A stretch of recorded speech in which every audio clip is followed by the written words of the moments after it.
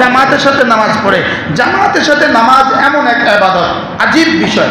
পৃথিবীর যত ইবাদত আছে সমস্ত ইবাদতের মধ্যে রিয়ার সম্ভাবনা আছে, রিয়ার সম্ভাবনা আছে। একটা মাত্র ইবাদত জামাতের সাথে নামাজ, এটার মধ্যে রব্বে কারীম এটাকে রিয়া প্রুফ করে দিয়েছেন। কি করছেন? Riya proof. Mobile water proof, ঘড়ি ওয়াটার প্রুফ, জামাতে নামাজ রিয়া প্রুফ। সুবহানাল্লাহ বলেন। বলেন জামাতে নামাজ কি? বলবেন হুজুর জামাতে নামাজ রিয়া প্রুফ মানে? রিয়া মানে কি? আমি নামাজ পড়ছি আরেকজনকে দেখাবার জন্য, আমি নামাজ পড়ছি আরেকজনকে কি? মজার বিষয় হলো নফল যখন পড়ি দিলে আসে মানুষ আমাকে দেখুক আমি নফল পড়ি, নফল রোজা রাখি দিলে আসে মানুষ আমাকে দেখুক আমি নফল রোজা রাখি। লেকিন যখন ইমামের পেছনে দাঁড়িয়ে যাই এই কথাটা একবারও আসে না। সুবহানাল্লাহ বলেন। এই কথাটা কি আসে না? কেন? জাহিরি কারণ কি? বাতিনি কারণ হলো আল্লাহ তাআলা আমাকে জান্নাত দিতে চান, এই জন্য আল্লাহ তাআলা তারতিবে নামাজকে রিয়া প্রুফ করেছেন। রিয়া প্রুফ কি করেছেন বলেন? রিয়া প্রুফ। হ্যাঁ, রিসিস্ট, ওয়াটার রিসিস্ট, এটা রিয়া প্রুফ। এটা রিয়া ঢুকে না, এখানে রিয়া ঢুকতে দেন না। সুবহানাল্লাহ বলেন। এটা রিয়া মুক্ত। এটা কি? রিয়া মুক্ত। কেন রিয়া মুক্ত করেছেন? কারণ রব তো জানতেন এদের ইবাদত বন্দেগীর যে অবস্থা, এরা জান্নাতে আসবে কিভাবে। একটা ইবাদত কমপক্ষে রিয়া মুক্ত করার সিস্টেম করে দেয়। তো কুদরত এটাকে রিয়া মুক্তের কি করে দিয়েছেন? ব্যবস্থাপত্র করে দিয়েছেন। 2 নম্বর কথা হলো আমি যখন জামাতে ইমামের পেছনে দাঁড়াই, আমি যে হালতে আছি আমার পাশের বন্ধুও এই হালতে আছে, আমার পিছনের বন্ধুও একই হালতে আছে। কি? সবাই একই হালতে আছে, সবার দৃষ্টি এক জায়গায়, সবার চিন্তা চেতনা এক। এখানে আপনাকে নিয়ে ভাবার কারোর টাইম নেই। কি ভাই? বাস্তবে এমন কিনা বলেন? এই জন্য আল্লাহ তাআলা জামাতের সাথে নামাজ, 5 ওয়াক্ত নামাজ যার জামাতের সাথে নিশ্চিত হয়ে গেল, আমি দৃঢ়তার সাথে বলি আল্লাহর রহমতে তার জান্নাত নিশ্চিত হয়ে গেল। কি ভাই বলেন? জামাতের সাথে নামাজ। আবার বলেন। করবো তো ইনশাআল্লাহ। মজার বিষয় হলো যেমন ধরেন আমরা বলে থাকি নামাজের বাইরে আল্লাহু আকবার, এটা আমরা বলে থাকি। একবার বললে রাসূল বলেন আযমু মিন উহুদিন, উহুদের চেয়েও ভারী। উহুদের চেয়েও কি ভারী। আর নামাজের মধ্যে আমরা প্রতিদিন শুধু 11 বার আল্লাহু আকবার শব্দটা ফরজ হিসাবে বলে থাকি। কি হিসাবে? ফরজ হিসাবে বলি কতবার? 11 বার। ফরজ হিসাবে বলি প্রতিদিন 11 বার, কমপক্ষে 11 বার বলি ফরজ হিসাবে। আর একবার তাকবীরে তাহরিমা আল্লাহু আকবার বলা ফরজ, আর তাকবীরে তাহরিমা আল্লাহু আকবার একবার বলা, এটা নামাজের বাইরে 1 কোটি বার আল্লাহু আকবার বলা। ইন্নাকা হামিদুম মাজিদ। اللهم بارك على محمد وعلى آل محمد كما باركت على إبراهيم وعلى آل إبراهيم إنك حميد مجيد. أما بعد فأعوذ بالله من الشيطان الرجيم. بسم الله الرحمن الرحيم. يا أيها الذين آمنوا لا تلهكم أموالكم ولا أولادكم عن ذكر الله ومن يفعل ذلك فأولئك هم الخاسرون. وقال تعالى فإذا قضيت الصلاة فانتشروا في الأرض وابتغوا من فضل الله واذكروا الله كثيرا لعلكم تفلحون. وقال تعالى رجال لا تلهيهم تجارة ولا بيع عن ذكر الله وإقام الصلاة وإيتاء الزكاة يخافون يوما تتقلب فيه القلوب والأبصار.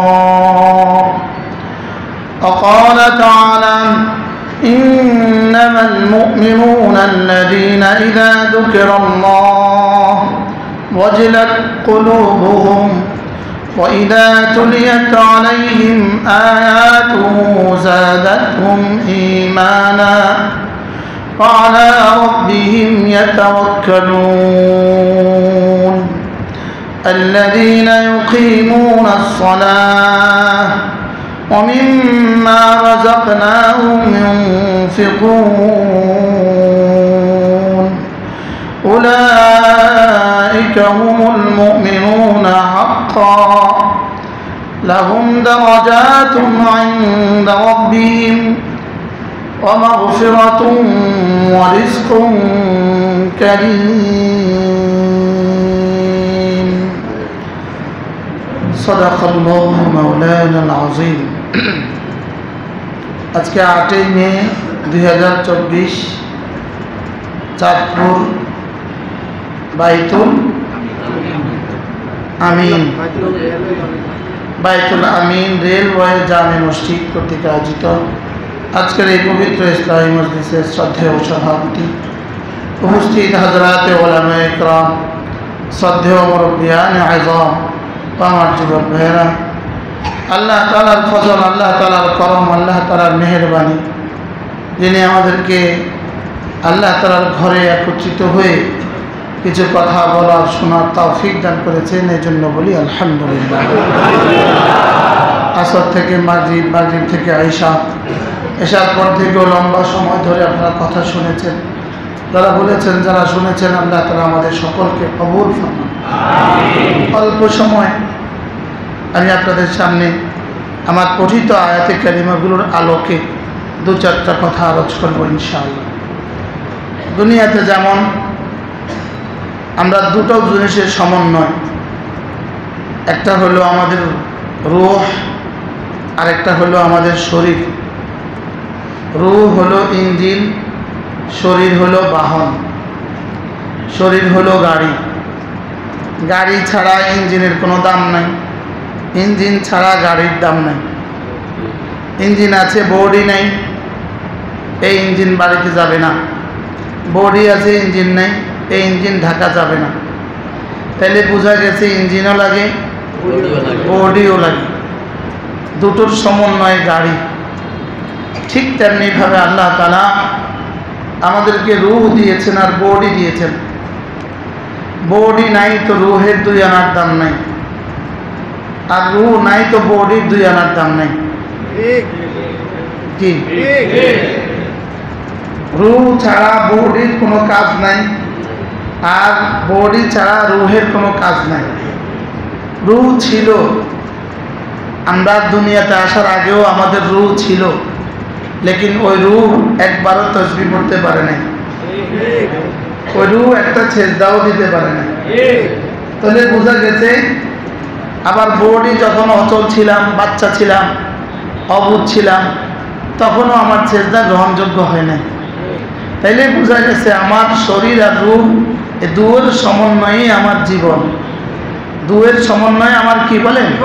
আমার জীবন কিসের সমন্বয়ে? রূহ আর শরীরের সমন্বয়ে। রূহ এসেছে কোত্থেকে? রূহ এসেছে সরাসরি আর স্বাধীন থেকে। আর শরীর কোত্থেকে এলো? সরাসরি মাটি থেকে।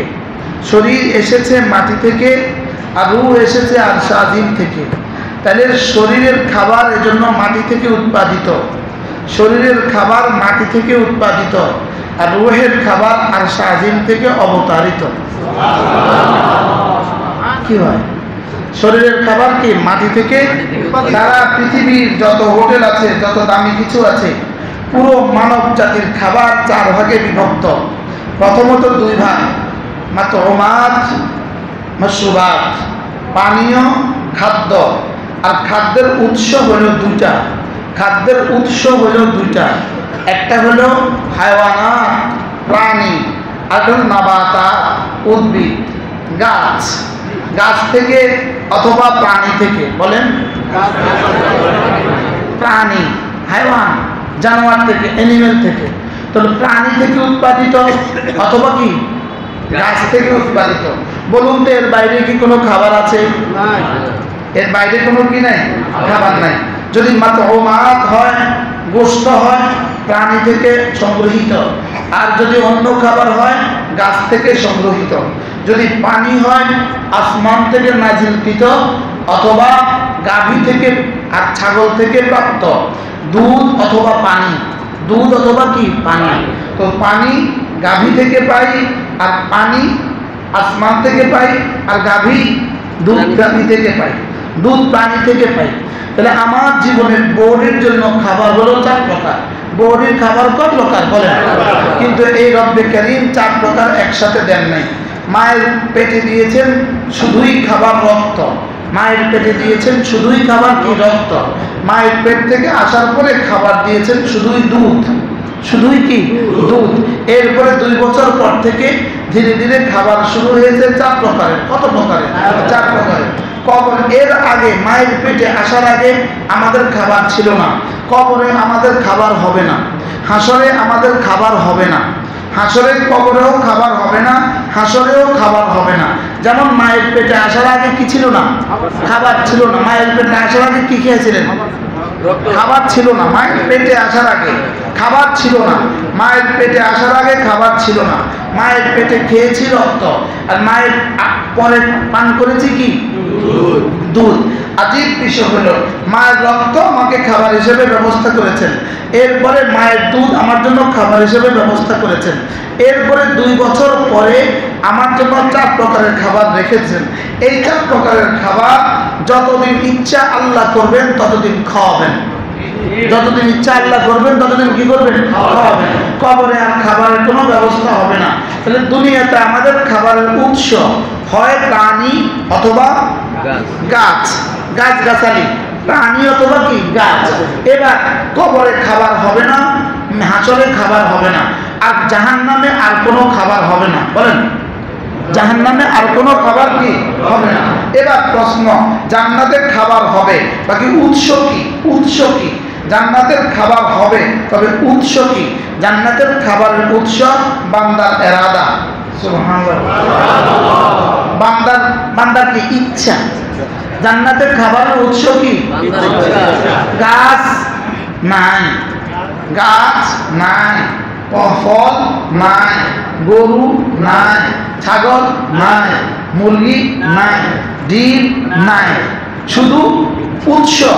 এখানে উৎস গাছ, এখানে উৎস গাভী, পানির জন্য এখানে উৎস নলকূপ, আর ওখানে উৎস এরাদা। বলেন ইচ্ছা, বলেন আবার বলেন ইচ্ছা, বান্দার ইচ্ছা। এখন প্রশ্ন, কার ইচ্ছা তার খাবারের উৎস, কার ইচ্ছা তার জওয়ানের উৎস, কার ইচ্ছা তার সব কিছু উপভোগ করার উৎস, যার দুনিয়ার ইচ্ছাকে আল্লাহ তার ইচ্ছার সামনে কোরবানি করেছে। কি বলছে বলেন? যে আল্লাহ তারা সমস্ত ইচ্ছাগুলোকে পুরা করেছে, দুনিয়ার নিজের ইচ্ছাকে জলাঞ্জলি দিয়েছে, আল্লাহ তার ইচ্ছাকে পুরা করেছে। আল্লাহ তাআলা জান্নাতে তার সমস্ত ইচ্ছা পুরা করে দেবে, আর জাহান্নামে কোনো চাহিদা পুরা করবে না, জাহান্নামে কোনো ইচ্ছা পুরা হবে না। কেন? সমস্ত বেঈমান আর বেনামাজি দুনিয়াতে আল্লাহর ইচ্ছা পুরা করে নাই। দুনিয়াতে যারা আল্লাহর ইচ্ছা পুরা করে নাই, আল্লাহ জাহান্নামে তাদের ইচ্ছা পুরা করবে না। তাদের ইচ্ছা কি করবে না? নাউযুবিল্লাহ বলেন। তাহলে জাহান্নামীদের কোনো ইচ্ছাই পূর্ণ হবে না, আর জান্নাতীদের কোনো ইচ্ছাই অপূর্ণ হবে না। কি ভাই? তাহলে জান্নাতের সমস্ত কিছুর প্রাপ্তির উৎস কি? উৎস এরাদা। কার এরাদা জান্নাতের সমস্ত কিছু প্রাপ্তির উৎস? যে দুনিয়াতে আল্লাহর এরাদাকে নিজের এরাদা বানিয়েছে, আল্লাহর ইচ্ছাকে নিজের ইচ্ছা বানিয়েছে। বলেন যে দুনিয়াতে আল্লাহর ইচ্ছাকে, এখন আল্লাহ প্রথম ইচ্ছা কি? আল্লাহ তাআলার প্রথম ইচ্ছা হলো তোমার হৃদয়ে শুধু আমাকে রাখবা, আর কাউকে না। এটা হলো আল্লাহ তাআলার প্রথম ইচ্ছা। বলেন আল্লাহ তাআলার প্রথম ইচ্ছা কি? তোমার হৃদয়ে শুধু আমাকে রাখবা। বলেন তোমার হৃদয়ে শুধু কি? আমাকে রাখবা। এখানে তুমি আর কাউকে রাখতে পারবা না, এখানে তুমি আর কাউকে রাখতে পারবা না। আমি তোমার চোখ দিয়েছি দেখার জন্য, তোমার কান দিয়েছি শোনার জন্য, তোমার জিহ্বা দিয়েছি বলার জন্য, তোমার হাত দিয়েছি ধরার জন্য, তোমার পা দিয়েছি চলার জন্য, তোমার দিল দিয়েছি আমি থাকার জন্য। কি বলছে বলেন? তোমার দিল দিয়েছি কি? তোমার দিলটা দিয়েছি আমি থাকার জন্য। এখানে শুধু আমি থাকবো, এখানে শুধু কি থাকবে বলেন? এখানে শুধু আমি থাকবো, এখানে আমি থাকবো। এটা আমার ঘর। সুবহানাল্লাহ বলেন। এটা আমার ঘর। বলেন এটা কি? আমার ঘর। আমার স্ত্রীর ঘরে কিন্তু আমি অন্য কাউকে সই না। আমার ঘরে কিন্তু আমি আজনবী সই না, সহ্য করি না। আমার ঘরে কিন্তু অন্য কেউ দখলদারি করুক, এটা কিন্তু আমি চাই না। কি আমার ঘরে অন্য কেউ থাকুক, এটা যেমন আমি চাই না, রব বলেন এই ঘরে অন্য কেউ থাকুক, এটাও আমি চাই না। কি বলেন? এখানে এই জন্যই ইন্না শিরকা লা যুলমুন আযীম, এই জন্যই এটা সবচেয়ে বড় জুলুম। এই জন্যই এখানে অন্য কাউকে রাখা এটা সবচেয়ে কি? সবচেয়ে বড় জুলুম। পৃথিবীতে সবচেয়ে বড় জুলুম কি বলেন? শিরিক। শিরিক সবচেয়ে বড় জুলুম। শিরিক কাকে বলে? শিরিক কোনটা?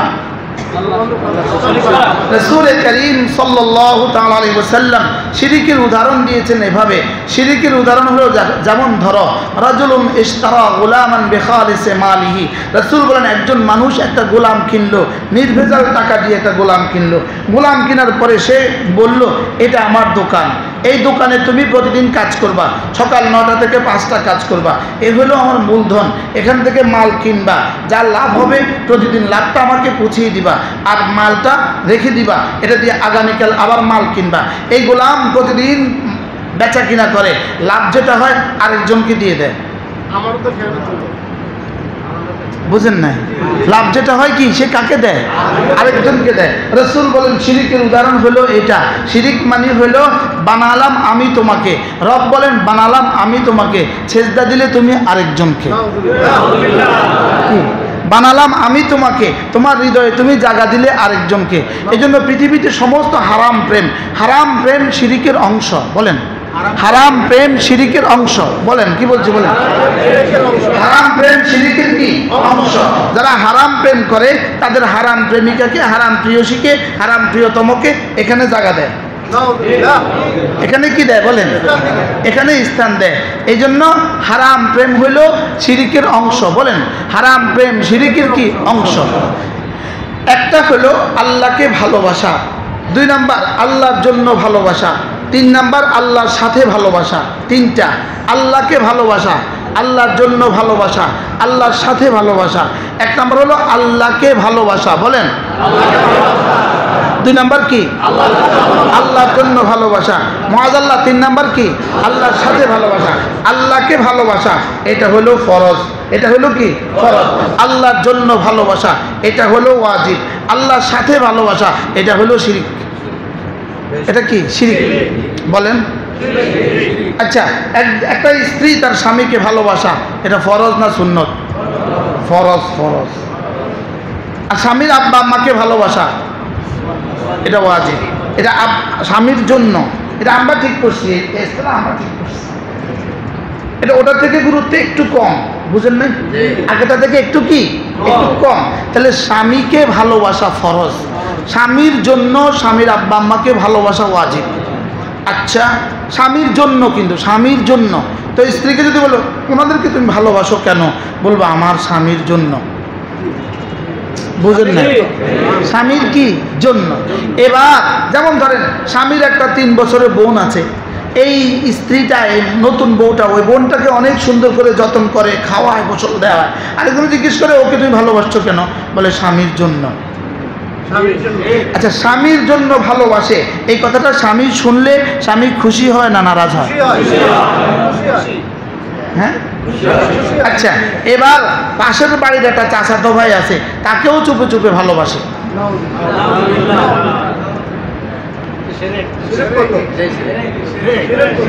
হ্যাঁ? এবার যদি জিজ্ঞেস করে তুমি ওকে যে ভালোবাসছো কার জন্য, এটা কি স্বামী? যদি স্বামীকে বলে তোমার জন্য, চাস্তো ভাই 26 বছরের চাস্তো ভাইকে ভালোবাসে স্বামীর জন্য, এই উত্তর কি ঠিক আছে? তাহলে কি হবে এখানে?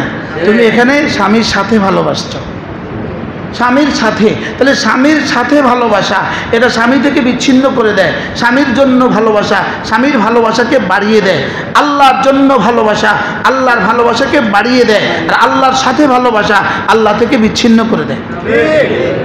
কি আমাদের দেশে যে মানুষগুলো গায়রুল্লাহকে ভালোবাসে, সমস্ত বিধর্মীরা তাদের মাবুদগুলোকে ভালোবাসে আল্লাহর সাথে, আল্লাহর সাথে। লেকিন আমরা আমাদের মসজিদের ইমাম সাহেবকে ভালোবাসি আল্লাহর জন্য, সুবহানাল্লাহ বলেন। আমরা আল্লাহ ওয়ালাদেরকে ভালোবাসি আল্লাহর জন্য, আমরা আল্লাহ ওয়ালাদেরকে ভালোবাসি। মজার বিষয় হলো আল্লাহর জন্য ভালোবাসা আল্লাহ পর্যন্ত পৌঁছিয়ে দেয়, আর আল্লাহর সাথে ভালোবাসা আল্লাহ থেকে বঞ্চিত করে দেয়। যেমন স্বামীর জন্য ভালোবাসা স্বামীর ভালোবাসাকে ত্বরান্বিত করে, আর স্বামীর সাথে ভালোবাসা বিয়ে বিচ্ছিন্ন করে দেয়। আমি কি বুঝাতে পারছি আপনাদের? তাহলে আল্লাহকে ভালোবাসা বলেন, আল্লাহর জন্য ভালোবাসা আল্লাহর জন্য ভালোবাসা। তাহলে আমরা মক্কা শরীফকে ভালোবাসি আল্লাহর জন্য, মদিনাকে ভালোবাসি আল্লাহর জন্য, কোরআন শরীফকে ভালোবাসি আল্লাহর জন্য, হাদিস শরীফকে ভালোবাসি আল্লাহর জন্য, হক্কানি রব্বানি ওলামা ইকরামকে ভালোবাসি আল্লাহর জন্য, হক্কানি রব্বানি পীর মাশায়েখকে ভালোবাসি আল্লাহর জন্য। এই জন্য যেই ভালোবাসা আপনাকে জামাত ছুটতে দেয় না এটা আল্লাহর জন্য, আর যেই ভালোবাসা আপনাকে নামাজ পড়তে দেয় না এটা আল্লাহর সাথে। আল্লাহ রাগ করছেন কোনো? এরকম কিছু ভালোবাসা আছে কিনা এরা নামাজ পড়ে না? ভালোবাসা তো আছে, তবে কি পড়ে না বলেন? আছে না নাই বলেন? এটা কি আল্লাহর জন্য না আল্লাহর সাথে? এটা হলো আল্লাহর সাথে, এটা হলো শিরিক। এটা বিধর্মীরা করলেও শিরিক, আর মুসলমান করলেও শিরিক। বিধর্মী করলেও কি শিরিক, মুসলমান করলেও কি শিরিক। কারণ এই ভালোবাসা কি হয়েছে তাকে? এটা আল্লাহর সাথে হয়েছে। এটা কি হয়েছে? তাহলে আল্লাহর জন্য আল্লাহকে ভালোবাসা বলেন, আল্লাহকে ভালোবাসা। এই জন্য রাসূল করিম সাল্লাল্লাহু তাআলা আলাইহি ওয়াসাল্লাম ইরশাদ করেন, ওয়াজাদা হালাওয়াতাল ঈমান সালাতাতুন মান কুন্না ফীহি ওয়াজাদা হালাওয়াতাল ঈমান। তিন দল মানুষ ইমানের মজা পেয়ে গেল। এই তিন দল মানুষ ইমানের মজা পেয়ে গেল। এক নাম্বার, কানাল্লাহু ওয়া রাসূলুহু আহাব্বা ইলাইহি মিম্মা সিওয়াহুমা, যার কাছে আল্লাহ তার রাসূল সবচেয়ে বেশি প্রিয়। সুবহানাল্লাহ বলেন, আল্লাহ আর তার রাসূল সবচেয়ে বেশি প্রিয়। আবার বলেন, আল্লাহ আর তার রাসূল কি সবচেয়ে বেশি প্রিয়। যার কাছে আল্লাহ আর তার রাসূল সবচেয়ে বেশি প্রিয়, এই মানুষটা ইমানের মজা পেয়ে গেছে। সুবহানাল্লাহ, এই মানুষটা কি পেয়ে গেছে? ইমানের মজা পেয়ে গেছে। এবার বলুন তো দেখি, আসলে আমাদের কাছে আল্লাহ আর আল্লাহ রাসূল কি সবচেয়ে বেশি প্রিয়? আল্লাহ আর আল্লাহ রাসূল সবচেয়ে বেশি প্রিয় হওয়ার এক নাম্বার দলিল হলো এই লোকটা জামাতের সাথে নামাজ পড়ে। সুবহানাল্লাহ বলেন। এক নম্বর দলিল কি বলেন? এই লোকটা কিসের সাথে নামাজ পড়ে? জামাতের সাথে নামাজ পড়ে। জামাতের সাথে নামাজ এমন এক ইবাদত, আজীব বিষয়। পৃথিবীর যত ইবাদত আছে সমস্ত ইবাদতের মধ্যে রিয়ার সম্ভাবনা আছে, রিয়ার সম্ভাবনা আছে। একটা মাত্র ইবাদত জামাতের সাথে নামাজ, এটার মধ্যে রব্বে করিম এটাকে রিয়া প্রুফ করে দিয়েছেন। কি করছেন? Riya proof. Mobile water proof, ঘড়ি ওয়াটার প্রুফ, জামাতে নামাজ রিয়া প্রুফ। সুবহানাল্লাহ বলেন। বলেন জামাতে নামাজ কি? বলবেন হুজুর জামাতে নামাজ রিয়া প্রুফ মানে? রিয়া মানে কি? আমি নামাজ পড়ছি আরেকজনকে দেখাবার জন্য, আমি নামাজ পড়ছি আরেকজনকে কি?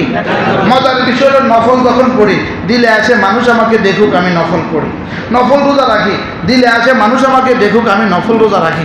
লেকিন যখন ইমামের পেছনে দাঁড়িয়ে যাই এই কথাটা একবারও আসে না। সুবহানাল্লাহ বলেন।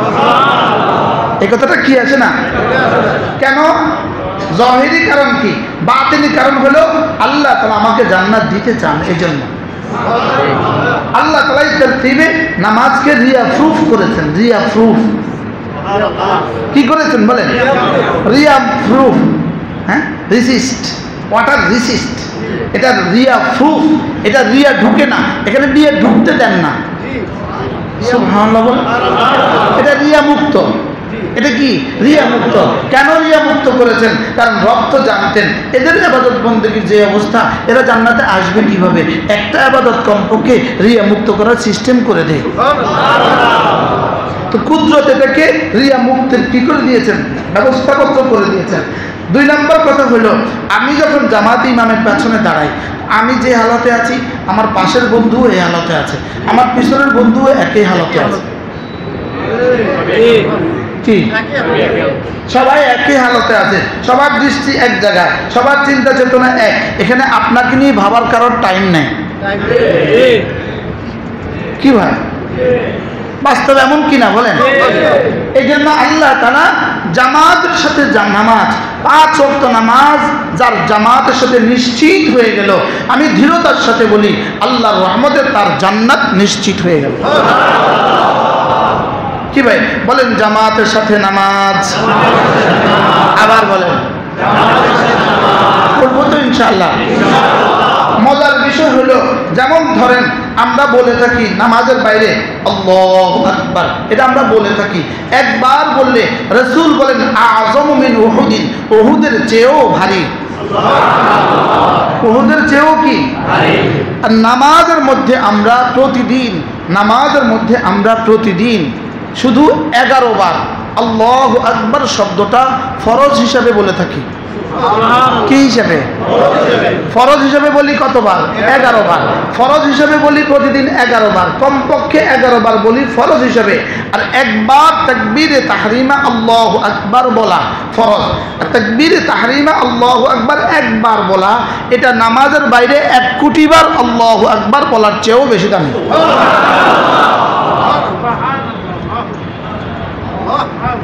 বুঝছেন কথা কি বলছি? বলেন তো কি বলছি বলেন। নামাজের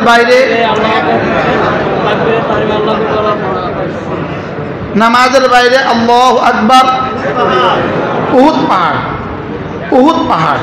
এবার নামাজের ভিতরে তাকবীরে তাহরিমা আল্লাহু আকবার 10 কোটি বারের চেয়ে বেশি দাম। সারা জীবনে 70 বছরে যত আল্লাহু আকবার বলা হয়েছে সবগুলোকে যদি এক পাল্লায় দিয়ে দেওয়া হয়, তাকবীরে তাহরিমা আল্লাহু আকবার এর চেয়ে কোটি কোটি গুণে বেশি দামি। আচ্ছা, এবার যদি সেটা ইমামের সাথে হয় কি হয়? এবার বলুন তো আমার রব আমাকে কি দিতে চাচ্ছেন? আমাকে 70 বছরের জীবন দিয়ে আমার রব 70 কোটি বছরের, 70,000 কোটি বছরের, 70 লাখ কোটি বছরের, 70 কোটি কোটি বছরের জান্নাত কিভাবে দিবেন? এই জন্যই দিবেন, রব বলেন আমি তোমার 1 সপ্তাহের মধ্যেই কোটি বছরের জান্নাত রেখে দিয়েছি। কি হয়? এবার বলুন তো দেখি আমার তাকবীরে তাহরিমার দাম কত? এবার আমার তাকবীরে উলার দাম কত? জামাতের সাথে তাকবীর উলার দাম কত? আজ থেকে তাকবীর উলার সাথে নামাজ পড়ব ইনশাআল্লাহ। নিয়ত পাক্কা ইনশাআল্লাহ। আল্লাহ তৌফিক দান করেন। আমার একজন প্রিয় ওস্তাদ ছিল হযরত মাওলানা আব্দুল সালাম সাহেব রহমতুল্লাহি আলাইহি, যিনি ছিলেন, তারা 2 ভাই বোন ছিলেন। হযরত মাওলানা আব্দুল সালাম সাহেব এক ভাই, হুজুরের আরেক বোন ছিল। বোনটা বিয়ে দিয়েছে হাটহাজারী মাদ্রাসার শেখুল হাদিস হযরত মাওলানা আব্দুল আজিজ সাহেব রহমতুল্লাহির কাছে। আর হুজুর হলেন হযরত মাদানীর ছাত্র, সরাসরি হযরত মাদানীর ছাত্র। আচ্ছা, এক ভাই এক বোন, অবস্থাটা কি হয়? আমার হুজুর রহমতুল্লাহ আলাইহি, হুজুর নিজের জবানে বলছেন, আমাদেরকে বলছেন 42 বছর তাকবীর উলা ছুটে নাই। কি বলছে বলেন? আচ্ছা, এদের জান্নাত কেমন? কি হয়? আপনি মসজিদের সামনে আপনার দোকান, আপনার তাকবীর উলা ছুটে যাচ্ছে মাসের পর মাস। আপনি বলুন তো দেখি আপনার লাভ কত হলো আর লস কত হলো? আপনার এলো কত আর গেল কত ভেবেছেন কখনো? কি হয়? রাসূল বলেন কোন মানুষ যদি 40 দিন তাকবীরুল ইহতিমাম করে, আল্লাহর নবী বলেন কুতিবাত লাহু বারাআতান, আমি কথা দিলাম তোমাদের জন্য রব্বে কারীম দুটো পরওয়ানা লিখে দিবেন। এক নাম্বার পরওয়ানা বারাআতুম মিনান নিফাক, জীবনে কখনো মুনাফিক হয়ে তুমি মরবা না। 2 নাম্বার পরওয়ানা বারাআতুম মিনান নার, জাহান্নাম থেকে তুমি মাহফুজ। আচ্ছা 40 দিন ডিউটি করলে যদি আপনার জীবনে অভাব থেকে আপনি মাহফুজ হন, ওই 40 দিন আপনার কেমন হবে মনে হয় বুঝেন নাই? যদি আপনার মালিক আপনাকে ঘোষণা দেয় একটা আপনার বেতন হলো 40,000, ঘোষণা দিছে 40 দিন একটানা ডিউটি করলে বেতন দিবে 40 লাখ, আপনার এই অফারটা কেমন? অভাবনীয় অফার কিনা বলেন? আচ্ছা কি পরিমাণ গোল্ডেন অপরচুনিটি, গোল্ডেন অফার বলেন তো? আচ্ছা যদি বলে 40 কোটি, এবার বলে 40 কোটি ডলার, এবার বলে 40 কোটি দিনার, হ্যাঁ? আর এবার রাসূল বলেন বারাআতুম মিনান নার, যাও আমি লিখে দিলাম তুমি জাহান্নাম থেকে মাহফুজ, তুমি জাহান্নাম থেকে মুক্ত, তুমি জাহান্নাম থেকে কি মুক্ত। তো বলেন তাকবীরুলের দাম কত? 2 রাকাত নামাজে আল্লাহু আকবার বলতে হয় 11 বার, 4 রাকাত নামাজে আল্লাহু আকবার বলতে হয় 21 বার। কতবার? 21 বার। এবার বলুন তো নামাজের বাইরে আল্লাহু আকবার আযম মিন উহুদিন, উহুদের চেয়ে ভারী। এবার নামাজের ভিতরে আল্লাহু আকবার কত উহুদের চেয়ে ভারী? এবার নামাজের বাইরে সুবহানাল্লাহ উহুদের চেয়ে ভারী, নামাজের বাইরে সুবহানাল্লাহ উহুদের চেয়ে ভারী। এবার নামাজের ভিতরে সুবহান রাব্বিয়াল আযীম কত উহুদের চেয়ে ভারী? কি হ্যাঁ? এজন্য নামাজের ভিতরে সুবহান রাব্বিয়াল আযীম কিভাবে পড়তে হবে, কিভাবে পড়তে হয়, আমরা পড়ছি কিভাবে, আর পড়া উচিত ছিল কিভাবে? আমরা পড়ছি এভাবে সুবহানাল্লাহিল আযীম, সুবহানাল্লাহিল আযীম, সুবহানাল্লাহিল আযীম। বাস্তব না বাস্তব? যিনি বুঝেন তিনি কবে বুঝে পড়ছেন? যিনি বুঝেন তিনি কবে বুঝে পড়ছেন? আমার জীবনের প্রতিটা ইবাদতের মধ্যে রবের 4টা প্রশ্ন। কটা প্রশ্ন? 1 নাম্বার তুমি কি করেছো, 2 নাম্বার কেন করছো, 3 নাম্বার কার জন্য করছো, 4 নাম্বার কিভাবে করছো। কয়টা বলেন? কি কি কি করেছো, কার জন্য করেছো, কেন করেছো, কিভাবে করেছো। উত্তর কি কি করেছো। তা আমি আমার জীবনে যা যা করছি, কি কি করেছো, যা যা করছি। 2 নম্বর প্রশ্ন এই কার জন্য করছো? উত্তর রব আপনার জন্য। এখন আপনার জন্য উত্তর কি মুখে আপনি বলে দিবেন আপনার জন্য? হ্যাঁ, আমাকে জিজ্ঞেস করবে আজ কার জন্য, আপনাকে জিজ্ঞেস করবে তাবলীগ কার জন্য, আপনাকে জিজ্ঞেস করবে পিশাবগিরি কার জন্য, আপনাকে জিজ্ঞেস করবে মুরিদ হয়েছ কার জন্য। তো উত্তর ঠিক করেন। উত্তর বুঝে এত সহজ, বলে দিবেন তোমার জন্য। কি উত্তর কি এত সহজ? তাহলে উত্তর ঠিক করা লাগবে কি না বলেন? হ্যাঁ, তাহলে 2 নম্বর উত্তর কি? কার জন্য। 3 নাম্বার উত্তর আল্লাহকে বল। আচ্ছা কেন করছো, কেন করছো, এই কেন করছিস, এই ওয়াজ কেন করছিস, এই নামাজ কেন পড়ছিস, এই হজ কেন করছিস, এই যাকাত কেন দিচ্ছিস, এই জিহাদ কেন করছিস, এই তাবলীগে যাচ্ছিস কেন, সব এভাবে জিজ্ঞেস করবে। তো উত্তর দিবে আল্লাহ আমি না আপনার ভালোবাসায়, আপনার রহমতের আশায়, আপনার আযাবের ভয়ে। কি হয়?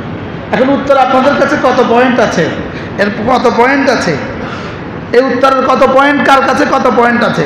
প্রথম বিষয় হলো কার কার কাছে আছে, 1000-এ 1 নাই। 2 নম্বর যার কাছে আছে তার কাছে কত ভাগের 1 ভাগ আছে, লাখ ভাগের 1 ভাগ নাই।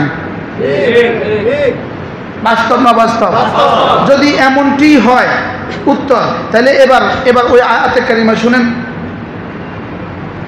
আল্লাহ ওয়াকাদিমনা ইলা মা আমিলু মিন আমালিন وقدمنا إلى ما عملوا من عمل ফাজআলনাহু হাবাআম মানসুরা। আমি রব্বুল আলামিন তোমাদের জীবনের সবগুলো আমলকে আমার সামনে তুলে ধরব। ওয়াকাদিমনা, আমি মুতাওয়াজ্জিহ হব, কি তর্জমা করব এটা কি জানো? ওয়াকাদিমনা, আমি নিজেকে পেশ করব, ইলা মা আমিলু মিন আমালিন, তুমি জীবনে যা যা করেছ তোমার জীবনের সমস্ত আমলগুলো আমি আমার চোখের সামনে তুলে ধরব। আমি তুলে ধরে এবার দেখব কি কি করেছ, দেখব যে ভুলে ভরা তোমার সুবহানাল্লাহ এটাও তুমি ঠিক করো নাই। হাজারো লাখো মানুষ দেশে আছে যারা সুবহান শব্দটা জীবনে ঠিক করে পড়তে পারে নাই। ওরা পড়ে সুবহানাল্লাহ, পড়ে না বলেন? আচ্ছা বলেন শুভ বাজে একটা কলকলার হরফ, তো শুভের মধ্যে যদি কলকলা না করি তো আমি আর কোথায় কলকলা